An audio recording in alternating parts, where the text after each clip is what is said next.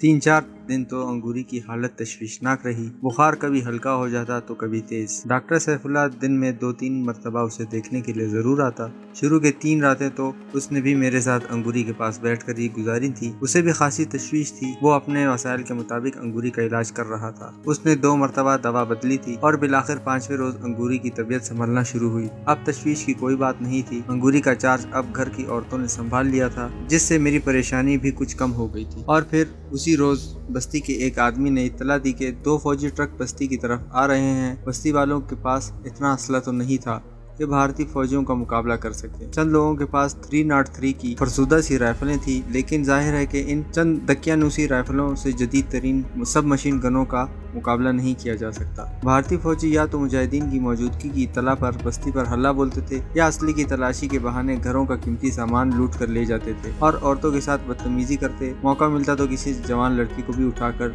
ले जाने की कोशिश करते, जिससे बस्ती वालों की तरफ से मजामत होती और इस तरह ये भारतीय सुरमा निहत्ते लोगों पर फायर खोल देते और बस्ती के घरों को आग लगा दी जाती। ट्रकों के बारे में इत्तला मिलते ही बस्ती वाले सरगर्म अमल हो गए। मुझे और बस्ती के 5-6 नौउम्र और जवान लड़कों को बस्ती से तकरीबन 500 गज दूर चट्टानों में एक महफूज जगह पर पहुंचा दिया गया। किसी बस्ती में रहने वाले नौउम्र और जवान लड़के भी भारतीय फौजियों की आंखों में खटकते थे। उन्हें उग्रवादी कहकर पकड़ लिया जाता था और कैंपों में ले जाकर तशद्दुद का निशाना बनाया जाता। मेरी और अंगूरी की राइफलें भी मेरे हवाले कर दी गई। बस्ती वालों ने अपनी दकियानूसी 303 की राइफलें भी अपने लड़कों के हवाले कर दी थी। मैं समझ गया था कि बस्ती वाले अब कोई हंगामा नहीं करना चाहते। मेरे साथ उन्होंने ये प्रोग्राम बनाया था कि भारतीय फौजियों ने अगर सिर्फ तलाशी लेने पर ही इत्तफाक किया तो वो मज़ाहमत नहीं करेंगे और अगर बात इससे आगे बढ़ी तो फायर करके हमें सिग्नल दे देंगे और इसके बाद जो होगा देखा जाएगा। हम जहां छुपे हुए थे वहां से बस्ती साफ नजर आ रही थी। तकरीबन 1 घंटे बाद 2 फौजी ट्रक बस्ती की तरफ आते हुए नजर आए। एक ट्रक बस्ती के बाहर ही रुक गया। उस ट्रक के फौजियों ने नीचे उतरकर पोजीशन संभाल ली थी। उनकी सब मशीन गनों का रुख बस्ती की तरफ था। ट्रक पर 2 लाइट मशीन गनें भी नस्ब थीं और दोनों फौजी भी अलर्ट नजर आ रहे थे। दूसरा ट्रक बस्ती में जाकर हमारी निगाहों से ओझल हो गया था।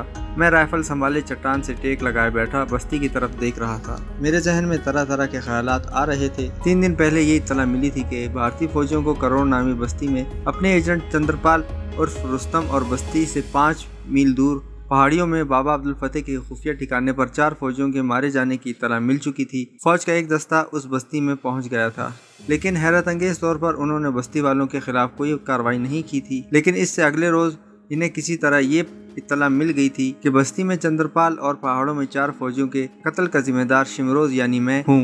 फौजी अगले रोज बस्ती के एक जवान को पकड़ कर ले गए थे, जहां कैंप में तशद्दुद कर करके उससे ये उगलवा लिया था कि शिमरोज और अंगूरी हिंदवाड़ा की तरफ गए हैं। बाद में उस नौजवान को छोड़ दिया गया जो शदीद जख्मी हालत में किसी न किसी तरह बस्ती तक तो पहुंच गया था, लेकिन जख्मों से जांबर ना हो सका और उसी शाम उसका इंतकाल हो गया। मैं सोच रहा था कि फौजियों को शायद ये इत्तला मिली होगी कि मैं और अंगूरी यहाँ छुपे हुए हैं। अंगूरी बस्ती में थी और मुझे इसकी फिक्र थी। 2 घंटे गुजर गए। बस्ती की किसी गली में जो हमें नजर आ रही थी फौजियों की सरगर्मियां दिखाई दे रही थी। इसके अलावा कोई गैर मामूली बात और अफरा तफरी नजर नहीं आ रही थी। 1 घंटा और गुजर गया और फिर बस्ती वाला ट्रक भी वापस आता हुआ दिखाई दिया।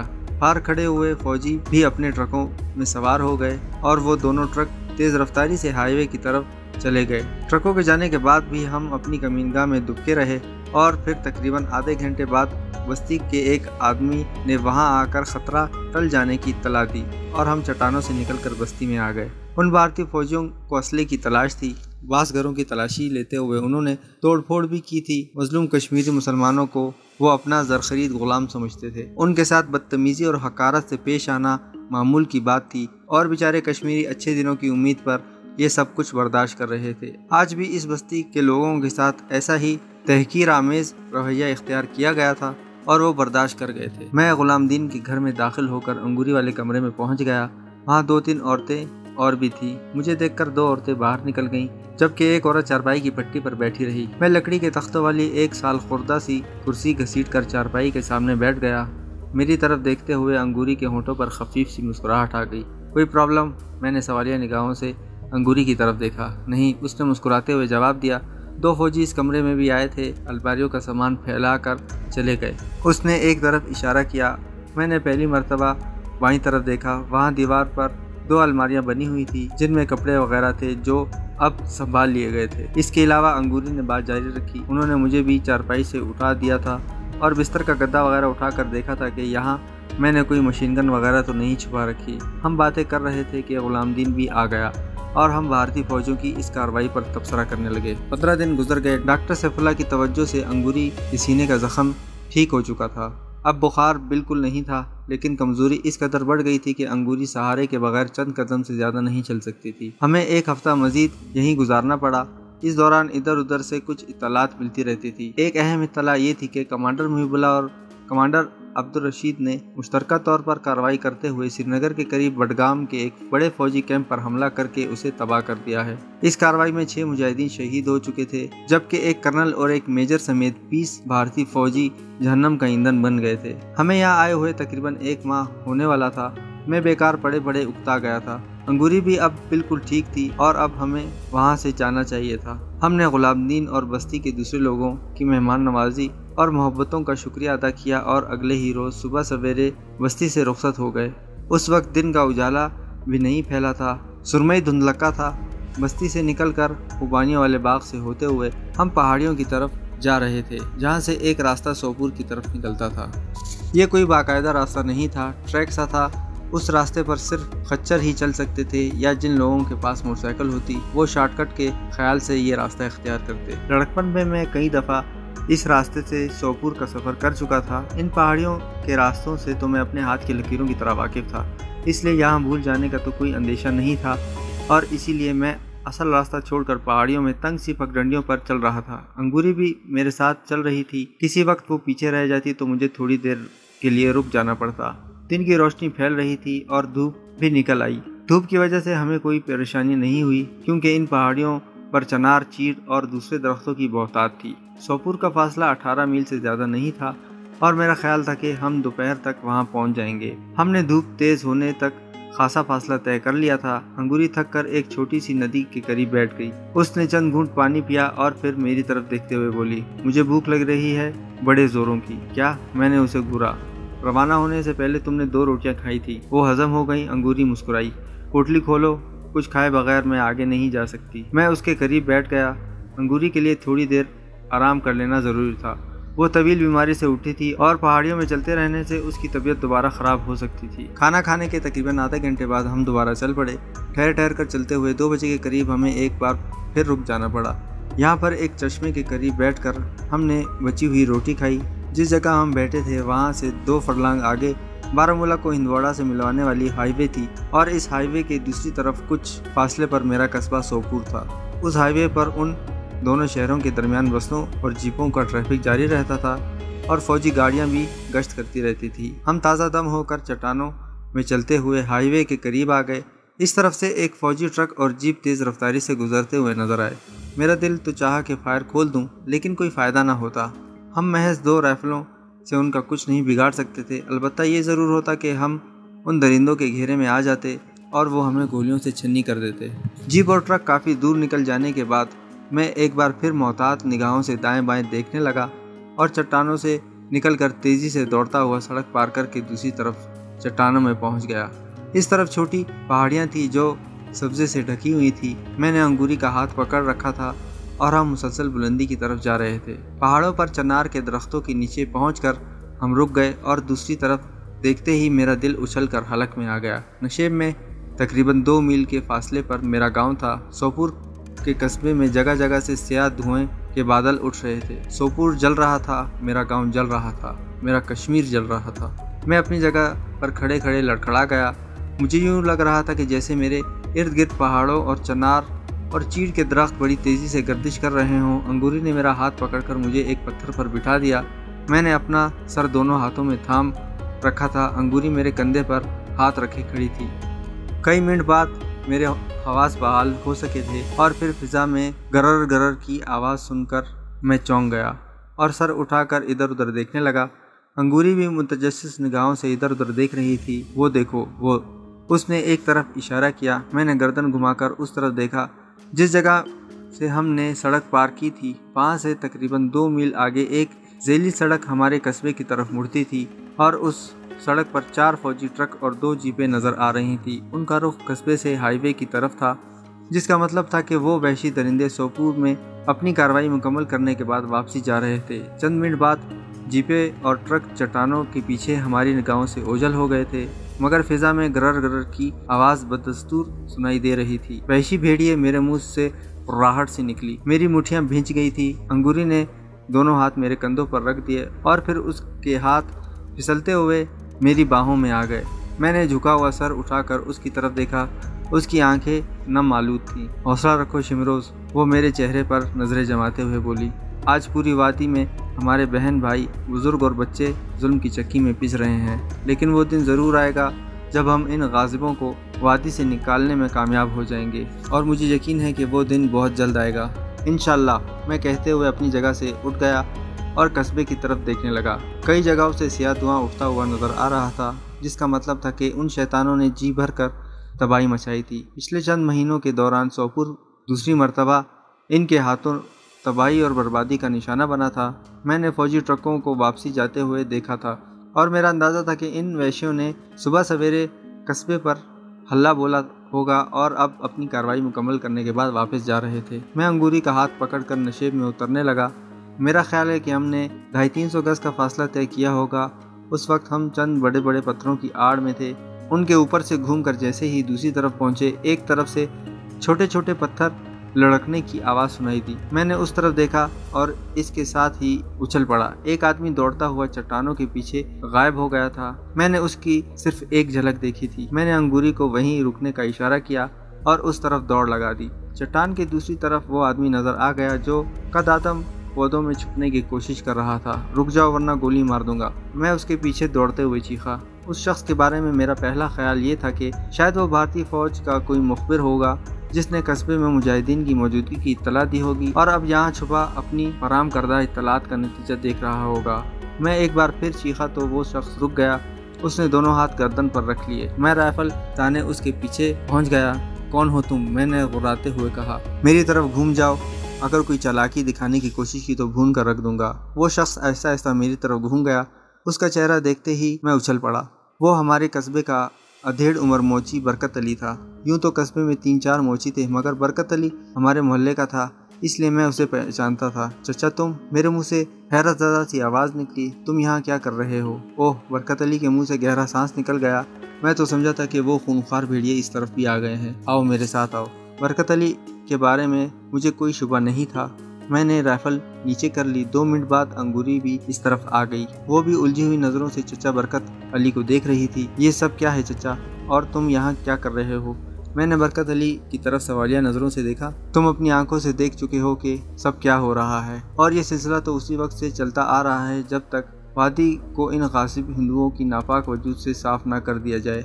चचा बरकत अली कह रहे थे, आज सुबह फजर की आज़ान के फ़ौरन ही बाद 3-4 ट्रक दनदनाते हुए कस्बे में आ गए और लातादाद फौजियों ने फायरिंग करते हुए घरों पर हल्ला बोल दिया। क़यामत खिज़रा का समा था। घरों को आग लगा दी जा रही थी। औरतें और बच्चे चीखते चिल्लाते हुए इधर उधर दौड़ते रहे। मैंने कुछ औरतों और बच्चों को उमरदीन के घर में जमा कर लिया और थोड़ी ही देर बाद कुछ और लोग भी वहां जमा हो गए। कस्बे का वो हिस्सा अभी तक किसी हद तक महफूज था।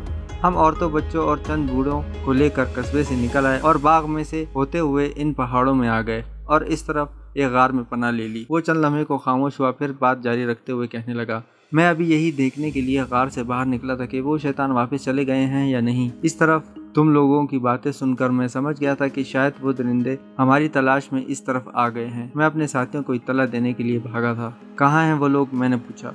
उस तरफ एक गार में। उसने एक तरफ इशारा किया, मेरे साथ आओ। हम उसके पीछे पीछे चल रहे थे और बिलाखिर एक गार में दाखिल हो गए। वहाँ 20-22 अधेड़ उम्र और जवान औरतें भी थीं। 10-12 बच्चे और 5-6 अधेड़ उम्र आदमी भी थे। वो सब मुझे पहचानते थे। कई औरतें मुझसे लिपट कर रोने लगी। मैं भी आंसू जब्त न कर सका। अंगूरी भी रोने लगी। तकरीबन आधा घंटा बाद हम उन औरतों और बच्चों को लेकर गार से रवाना हो गए और कस्बे तक पहुंचने में भी हमें आधे घंटे से ज्यादा नहीं लगा।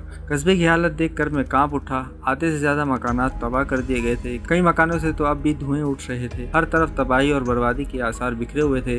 भारतीय दरिंदा सिफत फौजियों की वहशियाना फायरिंग से 12 افراد شہید ہو گئے تھے، ان میں 2 بچے اور 3 خواتین بھی شامل تھیں، جبکہ 30 کے قریب افراد زخمی ہو گئے تھے۔ قصبے میں کوہرام مچا ہوا تھا، لوگ اپنی اس تباہی اور بربادی پر ایک دوسرے سے لپٹ کر رو رہے تھے۔ میں اور انگوری دوسروں کے ساتھ امدادی کارروائیوں میں مصروف رہے۔ شہید ہونے والوں کو شام سے پہلے دفن کر دیا گیا، زخمیوں کو ہر ممکنہ حد تک طبی امداد دی جا رہی تھی۔ لوگ مکانوں کے ملبوں کے ڈھیر سے اپنا سامان تلاش کر رہے تھے، لیکن کچھ ہوتا تو ملتا، سب جل کر راکھ ہو گیا تھا۔ سوپور میں اس تباہی کی خبر پوری وادی میں پھیل گئی تھی۔ وادی کے کونے کونے میں غم و غصے کی لہر دوڑ گئی تھی۔ ہڑتال کی کال دے دی گئی تھی اور شاید رد عمل کے طور پر بھارتی غازیوں کے خلاف مجاہدین کی سرگرمیاں تیز ہو گئیں۔ بھارتی فوجی بھی اگرچہ محتاط ہو گئے تھے، کیمپوں پر حفاظتی انتظامات سخت کر دیے گئے تھے، لیکن اسی رات مجاہدین کے ایک گروپ نے سری نگر کے قریب ایک فوجی کیمپ پر حملہ کر کے اسے مکمل طور پر تباہ کر دیا۔ اس حملے میں بھارتی فوجیوں کا ایک بریگیڈیئر بھی مارا گیا تھا۔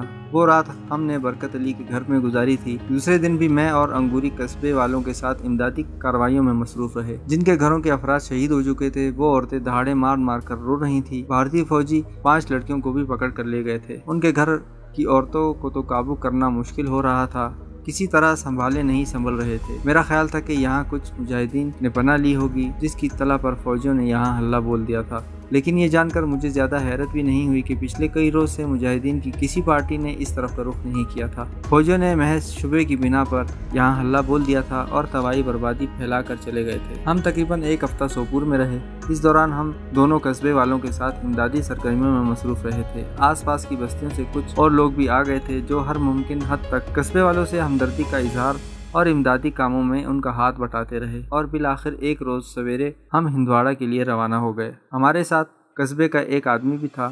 ہم 3 خچروں پر سوار تھے اور اس مرتبہ ہم نے اونچے پہاڑوں کا رخ کرنے کے بجائے دریا کے ساتھ ساتھ سفر کرنے کا فیصلہ کیا تھا۔ یہ راستہ اگرچہ طویل تھا، لیکن کسی حد تک محفوظ بھی تھا۔ ہم صبح سویرے روانہ ہوئے تھے۔ شام کا اندھیرا پھیلنے سے پہلے لانگیات نامی گاؤں کے قریب پہنچ گئے۔ یہ گاؤں ہندواڑہ سے چند میل پہلے ہائی وے کے قریب دریا کے کنارے پر واقع تھا۔ ہم گاؤں میں داخل ہونے کے بجائے نصف میل پہلے ایک فارم ہاؤس پر رک گئے۔ یہاں ایک بوڑھے مرد اور ایک عورت نے ہمارا استقبال کیا۔ ہم نے وہ رات وہیں گزارنے کا فیصلہ کیا، جبکہ ساتھ آنے والا تیسرا آدمی تھوڑی دیر رکنے کے بعد گاڑی کی طرف چلا گیا۔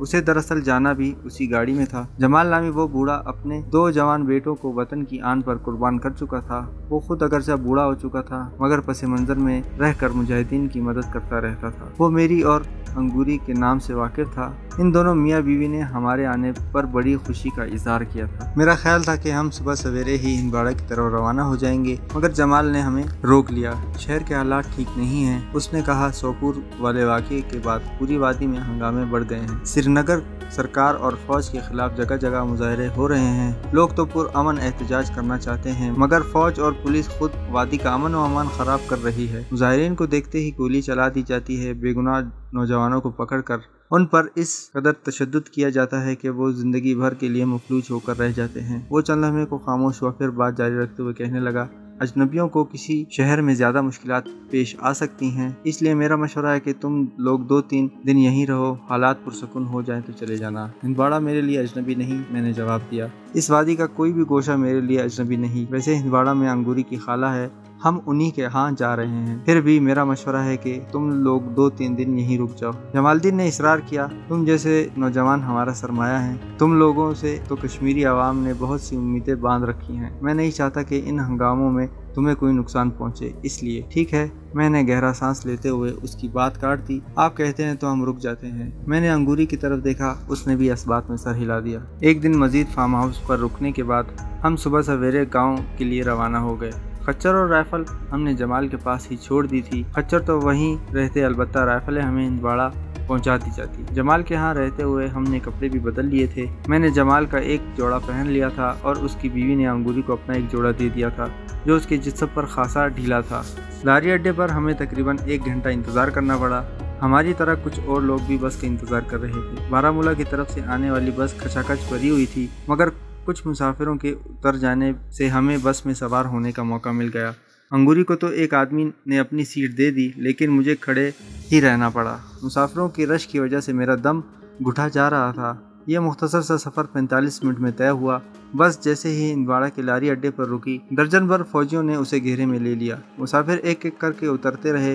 فوجی بڑی گہری نظروں سے بس سے اترنے والے مسافروں کا جائزہ لے رہے تھے۔ میرا خیال ہے انہیں کسی خاص آدمی کی تلاش تھی۔ میں نے بس میں ہی صورتحال کا جائزہ لے لیا تھا اور انگوری کے قریب جھک کر اس کے کان میں سرگوشی کرتے ہوئے بتایا تھا کہ ہمیں یہاں سے کس طرح نکلنا ہے۔ بس کے آدھے مسافر اتر چکے تھے۔ میں نے انگوری کا ہاتھ پکڑ لیا اور اسے سہارا دے کر نیچے اتارا۔ وہ اس طرح جھکی جا رہی تھی جیسے بہت بیمار ہو اور اپنے پیروں پر کھڑے نہ ہوا جا رہا ہو۔ ایک فوجی جو شاید سیکنڈ لیفٹیننٹ تھا گہری نظروں سے ہماری طرف دیکھ رہا تھا اور پھر وہ تیز تیز قدم اٹھاتا ہوا ہمارے قریب آ گیا۔ اس کے ہاتھ میں ریوالور تھا۔ میرے دل کی دھڑکن تیز ہو گئی۔ تم رک جاؤ، سیکنڈ لیفٹیننٹ نے تحکمانہ لہجے میں کہا اور ہمارا راستہ روک کر کھڑا ہو گیا۔ وہ گہری نظروں سے میرا جائزہ لے رہا تھا۔ پھر اس کی نظریں انگوری کی طرف اٹھ گئیں۔ انگوری نے چادر اس طرح اوڑھ رکھی تھی کہ اس کا پورا جسم ڈھکا ہوا تھا اور چہرہ بھی چھپا ہوا تھا۔ لیفٹیننٹ نے اس کا چہرے پر سے چادر ہٹا دی۔ میں آگے بڑھا تو اس نے ریوالور تان لیا۔ اپنی جگہ پر کھڑے رہو، حرکت مت کرنا۔ اس کے حلق سے غراہٹ سی نکلی۔ دو اور فوجی میرے قریب آ گئے۔ ان دونوں نے مجھے اپنی سب مشین گنوں کی زد میں لے لیا۔ لیفٹیننٹ انگوری کی طرف متوجہ ہوا۔ انگوری کا چہرہ ایک دم پیلا ہو گیا تھا اور وہ واقعی برسوں کی بیمار لگ رہی تھی۔ تم کون ہو، کہاں سے آئے ہو اور یہاں کہاں جانا ہے؟ لیفٹیننٹ نے میرے چہرے پر نظریں جماتے ہوئے پوچھا۔ لنگیات سے آئے ہیں جی، میں نے جواب دیا۔ یہ میری خالہ زاد ہے، بیمار ہے، اسے ڈاکٹر کے پاس لے جا رہا ہوں، دوائی لے کر ہم واپس چلے جائیں گے۔ لیفٹیننٹ نے ایک فوجی کو اشارہ کیا۔ وہ آگے بڑھ کر میری تلاشی لینے لگا اور پھر سیدھا ہو کر نفی میں سر ہلا دیا۔ اور تم نے اپنے لباس میں کیا چھپا رکھا ہے؟ لیفٹیننٹ نے انگوری کو گھورا۔ لیفٹیننٹ شاید خود اس کی تلاشی لینا چاہتا تھا، لیکن میں کسی قسم کی پرواہ کیے بغیر تیزی سے اس کے سامنے آ گیا۔ اس کی تلاشی لینی ہے تو کسی لیڈی سارجنٹ کو بلاؤ، میں نے بے خوفی سے کہا۔ تم اسے ہاتھ نہیں لگا سکتے، اس سے دور رہو۔ لیفٹیننٹ کا چہرہ ایک دم سرخ ہو گیا، لیکن اس سے پہلے کہ وہ کوئی اقدامات کرتا آس پاس کھڑے ہوئے لوگ قریب آنے لگے۔ لوگوں کے تیور دیکھ کر لیفٹیننٹ کے چہرے کے تاثرات بدل گئے۔ اس نے ایک فوجی کو اشارہ کیا، وہ تیز تیز قدم اٹھاتا ہوا ایک طرف چلا گیا۔ چند منٹ بعد ہی اس فوجی کے ساتھ 3 پولیس اہلکار وہاں پہنچ گئے۔ ان میں ایک عورت تھی۔ لیفٹیننٹ کا اشارہ پا کر لیڈی کانسٹیبل آگے بڑھ کر انگوری کی تلاشی لینے لگی اور پھر سیدھی ہو کر کھڑی ہو گئی۔ کچھ نہیں ہے سر، اس نے لیفٹیننٹ کی طرف دیکھتے ہوئے کہا۔ کچھ نہیں ہے، ٹھیک ہے۔ لیفٹیننٹ نے گہرا سانس لیتے ہوئے میری طرف دیکھا۔ تم لوگ جا سکتے ہو، لیکن میں تمہارا چہرہ یاد رکھوں گا۔ میں انگوری کا ہاتھ پکڑ کر وہاں سے چل پڑا۔